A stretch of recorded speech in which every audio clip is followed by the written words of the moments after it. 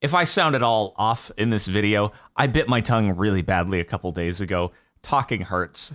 Bear with me. Sorry about that.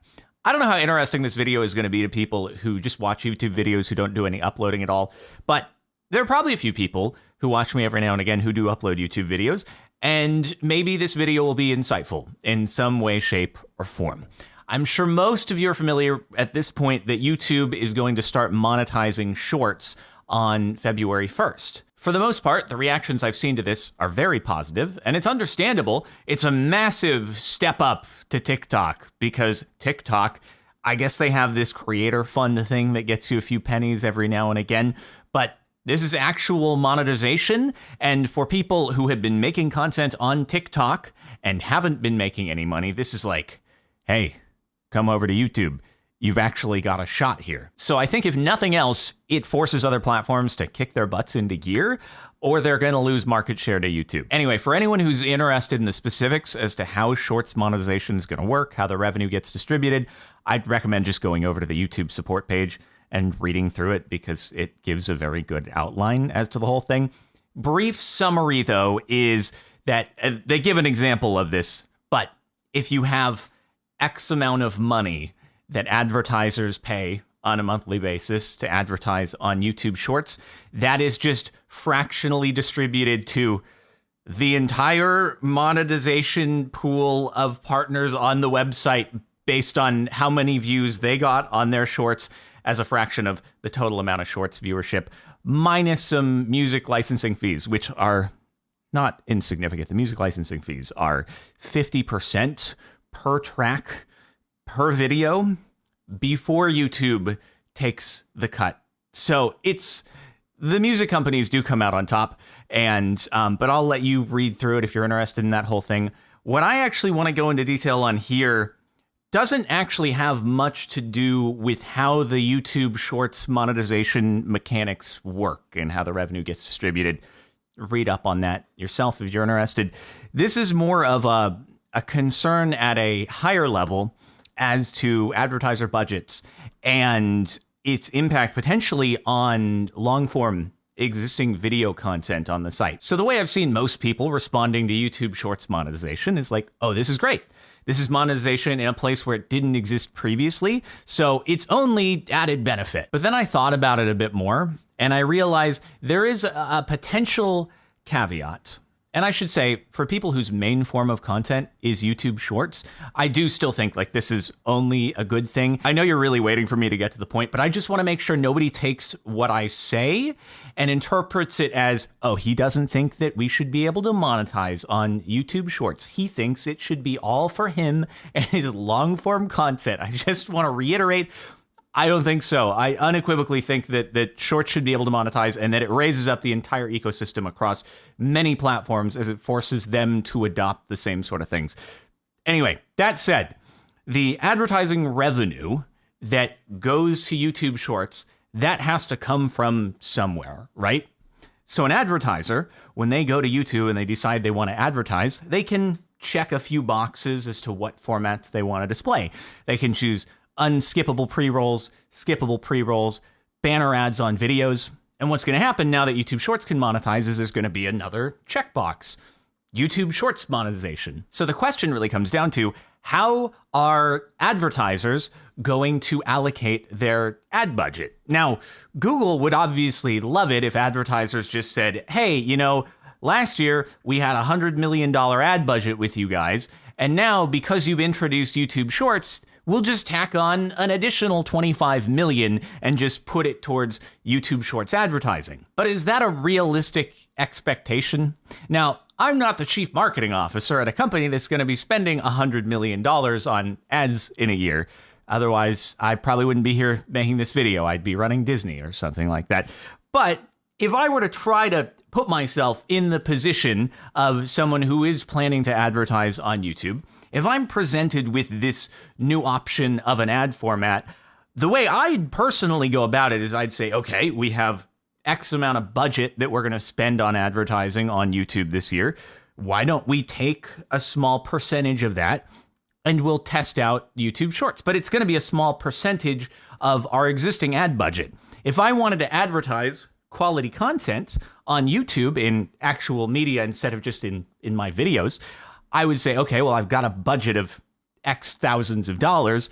Let's try allocating a portion of that to shorts now, which otherwise in the past would have been put towards just standard long form ads. I think you can see where I'm going with this, and it's obviously going to depend from company to company and what they elect to do.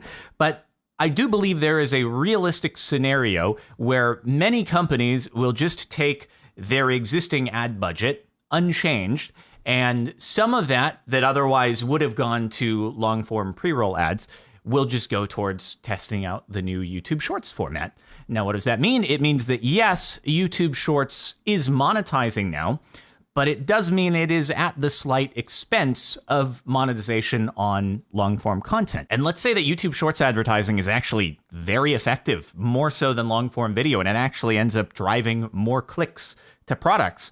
Well, at that point, advertisers are going to say, okay, well, let's take even more of a percentage of our ad budget and allocate it towards shorts because this is working really well for us, so we should spend in a place where it's going to yield better return. And it's never going to be that cut and dry. There are a lot of variables at play here, and it's going to be constantly in flux. But I'm just trying to illustrate that there is a scenario in which budgets are going to shift accordingly depending upon how certain types of ad media perform. So getting back to what this means for creators, it means that for people like me, whose main content is and has always been and will always be long-form content, that you may have viewed YouTube Shorts as, oh, it's this added benefit. I get a new place to monetize. But potentially, what it could end up being is just something that you would have to do if you want to continue to break even with what you were making previously.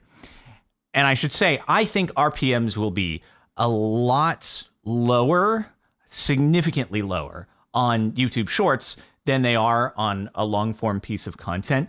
People get huge views on YouTube Shorts. And the reason is because it's a much shorter watch time commitment, right? Equivalent watch time on a short with 1 million views could be a long-form video with 10,000 views, right? That's the same watch time commitment. So when you think about it that way, if you want to match the sort of monetization, you'd be having to get gargantuan amount. I believe, this is my expectation, not confirmed by any data, you'll need gargantuan views. And I know people are going to say, no, Jordan, you're making a false equivalence with watch time because YouTube Shorts monetization is broken down by views, not watch time.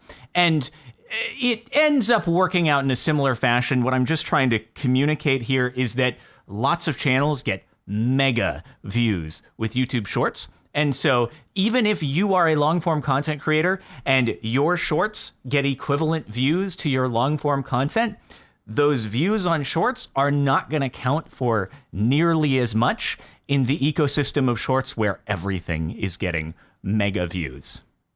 Except my shorts. My shorts don't. But a lot of others that are made for shorts from scratch, those are.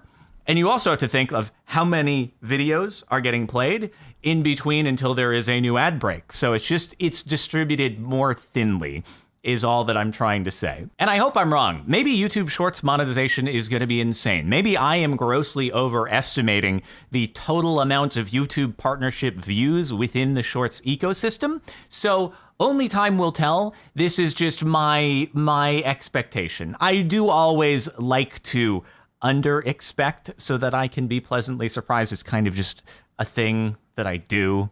Learned it from my dad, and it's generally treated me pretty well going in with that approach.